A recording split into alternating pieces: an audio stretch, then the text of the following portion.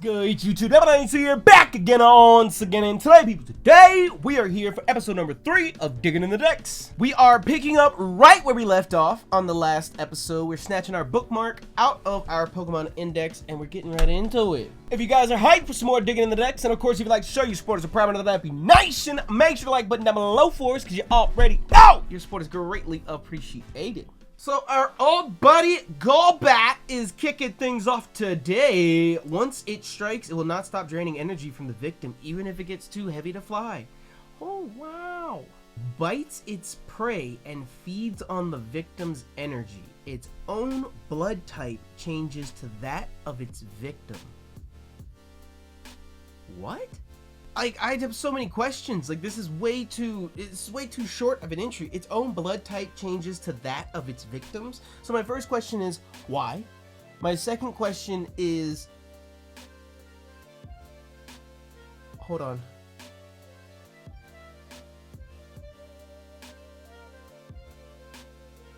Oh no, I forgot it. Oh! Is this like a Pokemon thing, or is this based off of like do bats actually do that? Is that a thing?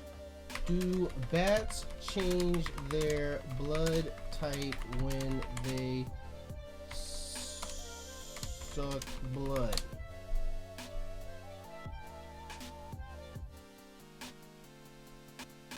Can a bat change its blood type?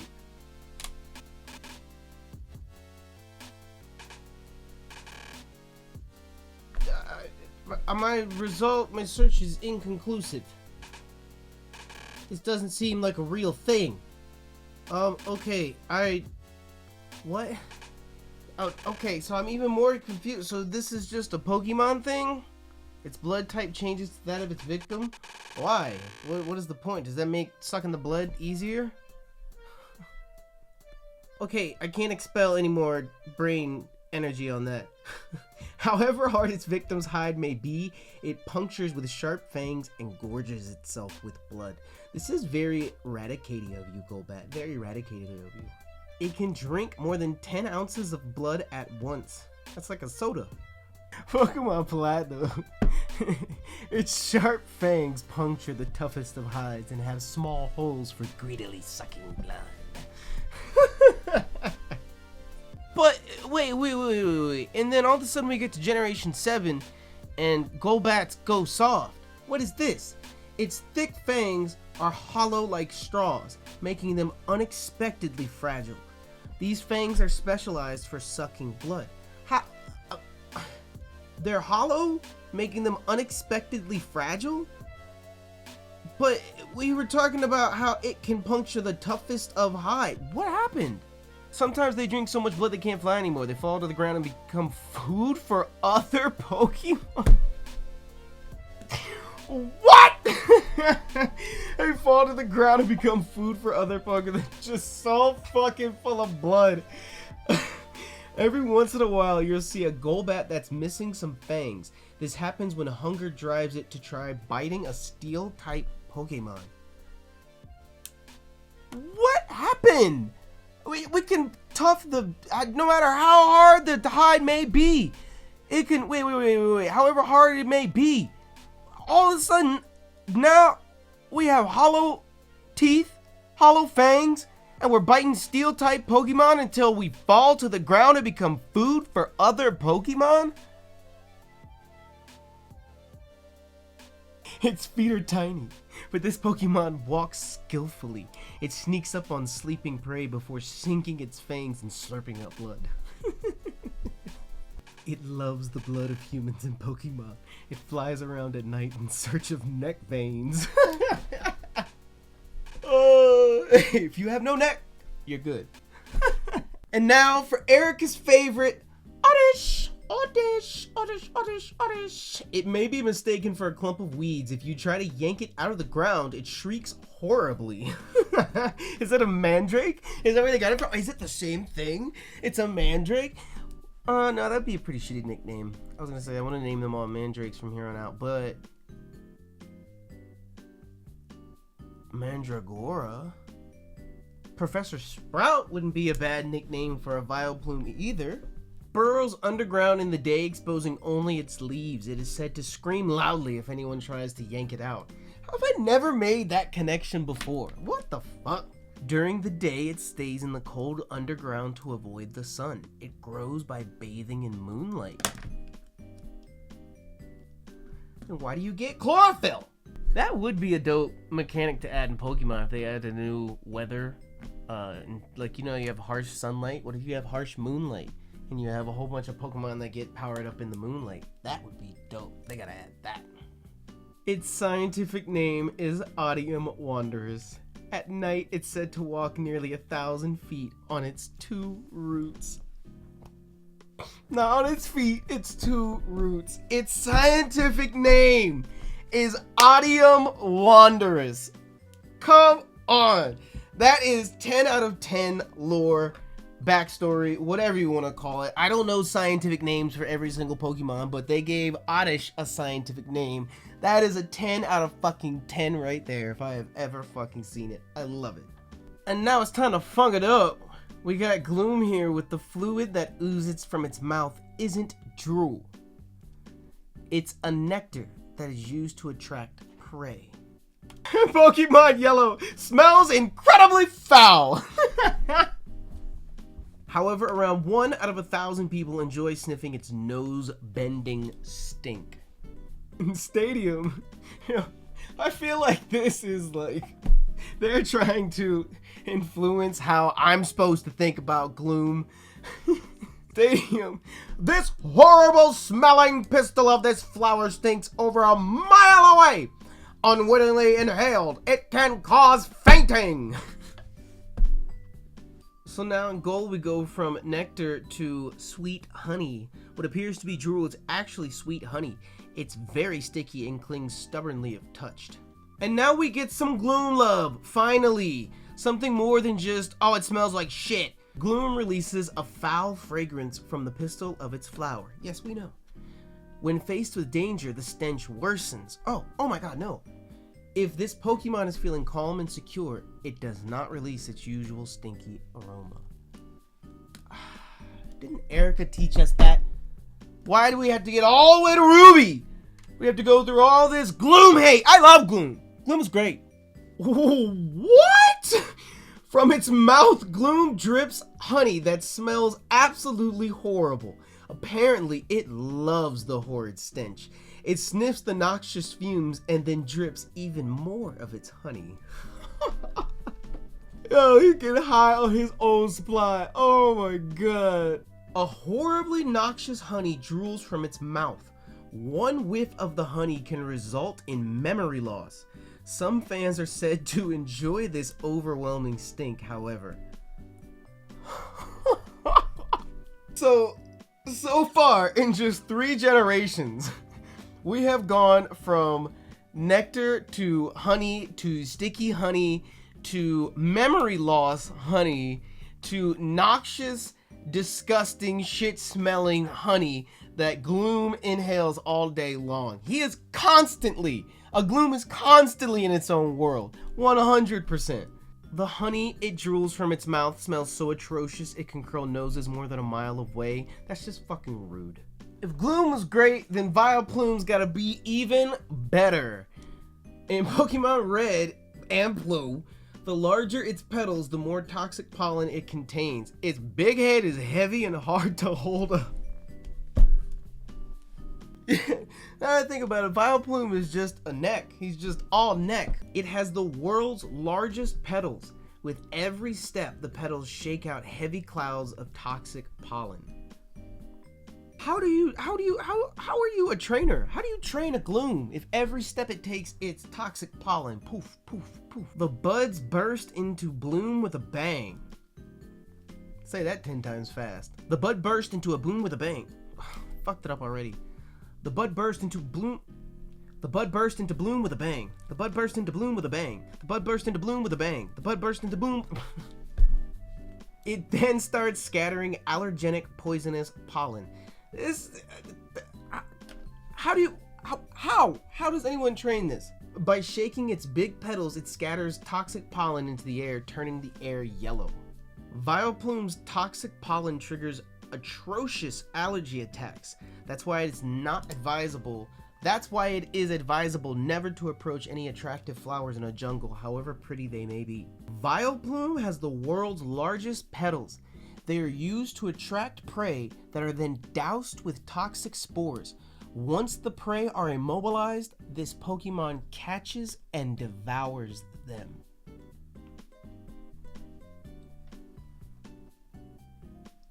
Yo, Vileplume is a nightmare. What the fuck? In seasons when it produces more pollen, the air around a Vileplume turns yellow with the powder as it walks. The pollen is highly toxic and causes paralysis. So we went from, again, we're only 3 generations in. They were toxic pollen and triggering atrocious allergy attacks, and now Gloom, I mean not Gloom, Vileplume can cause paralysis? Oh, what? Let's go Pikachu and Eevee. Flaps its broad flower petals to scatter its poisonous pollen. The flapping sound is very loud. What flower is Vileplume based off of? Rafflesia arnoldi. The Rafflesia genus is found in a few rainforests across Southeast Asia and breaks many of the rules we associate with flowering plants. To begin with, its members have no leaves, stems, or visible roots. The only visible feature they have in common with other flowering plants is the flower itself, and even that is only in bloom for brief periods of time. For the rest of the time, the only evidence of the plant's existence is a closed up dark-colored bud. Another atypical feature of Rafflesia, is that how you say it? Rafflesia? Is that they can't photosynthesize. Photosynthesis is the process used by almost all plants to make food for themselves. They take in sunlight and use it to make sugar out of carbon dioxide and water. Rafflesia contain no chlorophyll, the green pigment used to absorb sunlight, and so photosynthesis is impossible for them. They use a very different strategy for obtaining food, one that's very uncommon for plants. Rafflesia are parasites. Their roots have evolved into appendages called haustoria, which burrow into the tissue of other plants and suck out nutrients. Rafflesia are picky eaters too.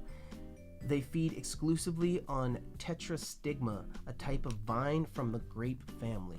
The distinctive 5-petaled flowers are visible for just a few days, but they take many months to develop as buds. On the rare occasions that they are visible though, they're striking and instantly recognizable. The size varies depending on the species of Rafflesia though. In all cases, they are large. Rafflesia arnaldis are the largest, growing to over a meter in diameter and weighing over 11 kilograms, thus making them the largest flowers in the world. Well, damn! That was not the entirety of that article. I will link it in the description below so you guys can check it out. But it was a really great article. I learned a lot just now about it. Like, I knew that it was based off of that, but goddamn. It doesn't say anything about paralyzing people or memory loss. I think Pokemon made that one up. Who the fuck is this? What Pokemon is this? Paris? Paris, yes.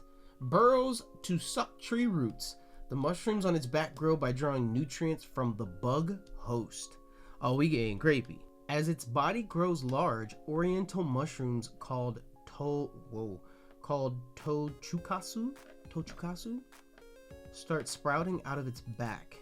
Tochukasu is the Japanese name of caterpillar fungus, a real-world endoparasitoid fungus that replaces the host tissue and can affect the behavior of its infected host.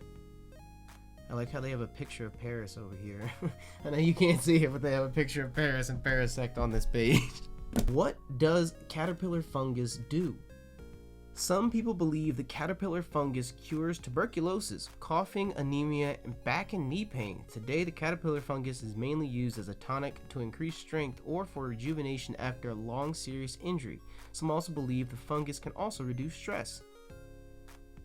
That's not what I thought the answer to that question was going to be at all. Is caterpillar fungus illegal? In many parts of India, the collection of caterpillar fungus is legal, but the trade is illegal. This has led to smuggling of the fungus into Nepal and China and selling on the black market. Wow. Paris is a gangster. What? Why is caterpillar fungus so valuable? The price is so high because this hybrid creature is incredibly rare. It shows up for only a few weeks each year in the remote regions of Nepal, Tibet, India, and Bhutan. And even then, the fungus can be tricky for collectors to find, hidden amidst a sea of grass. So this is the caterpillar fungus? So you can see the caterpillar itself, but all of like the little black stalks coming out of it, that's the fungus that's controlling the caterpillar, leeching off of the caterpillar. What? The stalk-like dark brown to black fruiting body, or mushroom, grows out of the head of the dead caterpillar and emerges from the soil in alpine meadow by early spring. During late summer, the fruiting body disperses spores. The caterpillars, which live underground feeding on roots, are most vulnerable to the fungus after shedding their skin during late summer. In late autumn, chemicals on the skin of the caterpillar interact with the fungal spores and release the fungal mycelia, which then infects the caterpillar. The infected larvae tend to remain underground vertical to the soil surface with their heads up. After invading a host larva, the fungus ramifies throughout the host and eventually kills it. Okay, wow. We're not even done yet with Paris. My mind is blown. Ultramoon, no you fucking did not. The mushrooms known as Tochukasu are controlling the bug. Even if the bug bugs the mushrooms, they tell it to bug off. Okay, I don't know if I'm ready for Parasect. What the fuck? A hostile parasite pair in which the parasite mushroom has taken over the host bug, prefers damp places.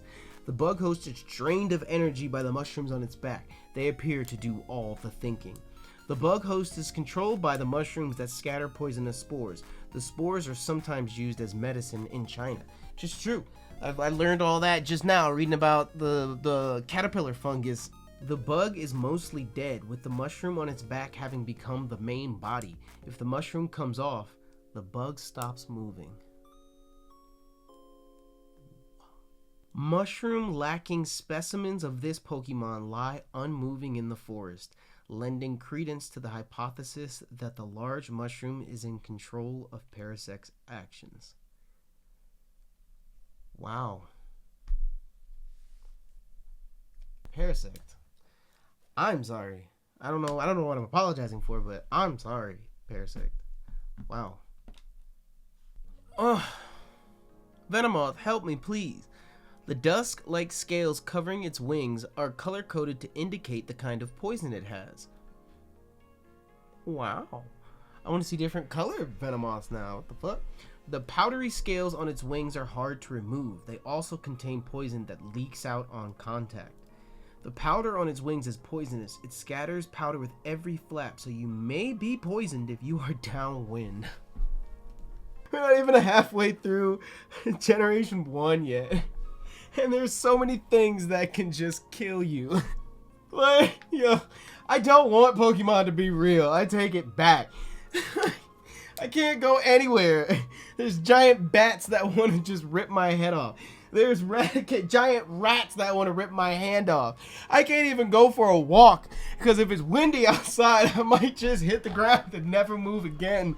Come on.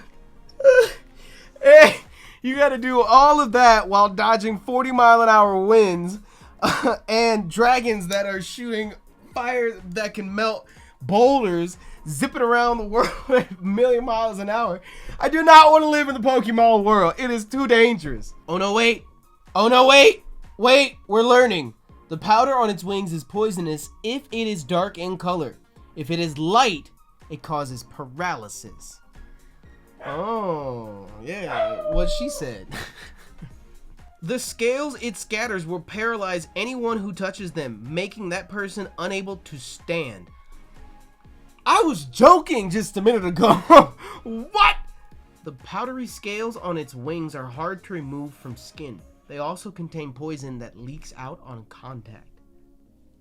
Oh my god.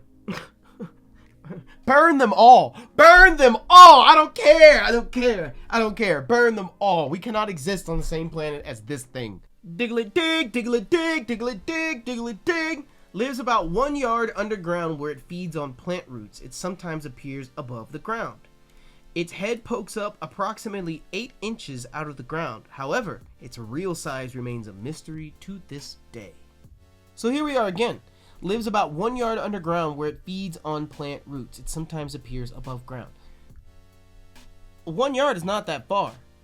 We don't know what the bottom of a Diglett looks like. It's not that far underground. I mean, I know he's quick, but you can't just reach down there and get him. What the fuck? What's going on here in Sun and Moon? It chews on plant roots underground. Farmers whose vegetables are vulnerable find it to be quite a pest. Many farmers cherish and nurture Diglett because its droppings enrich the soil it lives in. Around their crops, farmers plant the kind of tree that Diglett likes to eat as a way of getting Diglett to plow the fields for them. So, for Alolan Diglett, its head sports an altered form of whiskers made of metal. When in communication with its comrades, its whiskers wobble to and fro. Its golden hairs function as sensors. It pokes them out of the burrow to monitor its surroundings. Now it makes sense to me. You know, I knew it was like magnetic stuck to him because he's a steel type, but I always thought, like, what the fuck is the point? But it makes so much more sense to me now. Like, that actually serves a purpose. Like, I think it's fucking cool. Although it's powerful enough to dig right through volcanic rock, it doesn't allow itself to be seen very often. What does one have to do with the other? And Dugtrio takes it up a notch. A team of Diglett triplets. It triggers huge earthquakes by burrowing 60 miles underground. Oh, my next question is answered immediately. I was going to say, what is 60 miles? What does that mean? A team of triplets that can burrow over 60 miles per hour. Due to this, some people think it's an earthquake. Diglett triplets that always travel together, known to burrow more than 60 miles underground and trigger quakes. I think that's moving pretty fast for digging. Holy shit. Its 3 heads bob separately up and down to loosen the soil nearby, making it easier for it to burrow. Never once thought about that before. Like, you'd see them in the anime and they're all Dugtrio going crazy. I never thought about, oh, there's a reason why they're actually doing that. What? Okay, wait, the mystery thickens. These Diglett triplets dig over 60 miles below sea level. No one knows what it's like underground. What? Oh, you smell lipstick and my Valentino white. What? 60 miles below sea level. No one knows what it's like underground. What does that mean? Dugtrio are actually triplets that emerge from one body. As a result, each triplet thinks exactly like the other 2 triplets. They work cooperatively to burrow endlessly. So how does a Diglett evolve into a Dugtrio? Because this says Dugtrio are actually triplets that emerge from one body. Despite the closeness between this Pokemon and farmers and other people, no one has ever seen the parts of it concealed underground. While the 3 of them normally get along splendidly, on rare occasions a huge fight will break out over which head gets to eat first. Hey, you guys stop digging around and just eat. Dugtrio's heads are sleek and smooth and incredibly hard. It can dig through any soil with its headbutts. For Alolan Dugtrio, its shining golden hair provides it with protection. It's reputed that keeping any of its fallen hairs will bring bad luck. Pokemon Moon says that these Pokemon are cherished in the Alola region, where they are thought to be feminine deities of the land incarnate. Alright, put some respect on Alolan Dugtrio's name. Well, I think we are going to drop our bookmark right here in our Pokemon Index. We learned a lot today. I feel like I took a science class or something. I learned a lot in today's episode of Digging in the Dex. If you guys picked up on anything interesting or anything happened to make you giggle, let us know in the comments section below. Of course, if you enjoyed today's video and you'd like to show your support as a prime member of the Nappy Nation, make sure to like button down below for us, because you already know your support is greatly appreciated. And until we see each other again, thank you so much for your love and light. And please be safe. I'm out this bitch. Bye.